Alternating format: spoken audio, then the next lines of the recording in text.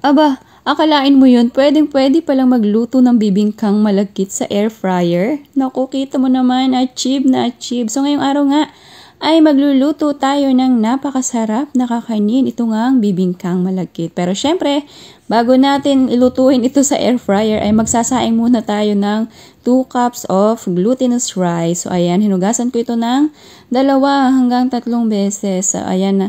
Ang pagsasaing po nito ay kagaya lang din naman ng ordinaryong pagsasaing natin ng bigas araw-araw. So ayan, akin na nga itong tunubigan at atin na itong isasalang hanggang sa maluto itong ating malagkit na bigas. So ayan, after nating maluto yung ating malagkit, ay dito sa isang kawali ay naglagay ako dyan ng 400 ml na coconut milk at 1 cup na sugar. So akin muna yan tinunaw, then binuhay ko ang kalan at hinintay ko itong kumulo. So kapag kumukulo na ay pwede nyo nang ilagay dito yung ating sinaing na malagkit. So ayan, atin itong hahalu-haluin at hihintayin nating maiga yung gata. So ayan, hintayin natin kumapit yung pinakang gata dito sa ating malagkit. Ayan, kapag ganyan na ay tuloy-tuloy pa rin po ang paghahalo dyan hanggang sa makita nyo maging maligat na yung ating malagkit. So kapag ganyan na ay pwede nyo na po yung hanguin. So ayan, sa isang lalagyan ay binalutan ko siya ng foil dahil wala po akong dahon ng saging. So dito ko ilalagay yung ating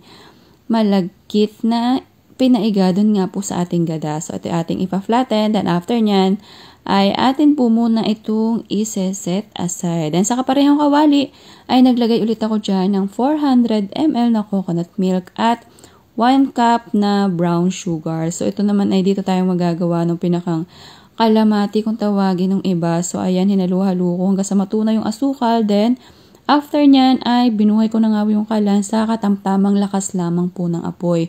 So ito ating hihintayin kumulo hanggang sa lumapot pong mabuti itong ating pinakang kalamati. So ayan, hinalu-halo ko at hindi pa po yan yung hinahanap nating itsura ng ating kalamati. So ayan, hayaan lamang sa mahinang apoy. So ayan, kung pag nakikita ninyo na ganyan na at ganyan nakalapot, ay pwede nyo na pong patayin dyan ang apoy at pwede nyo na itong hanguin. Then after nyan ay ibubuhos natin ito dito sa ating malagkit.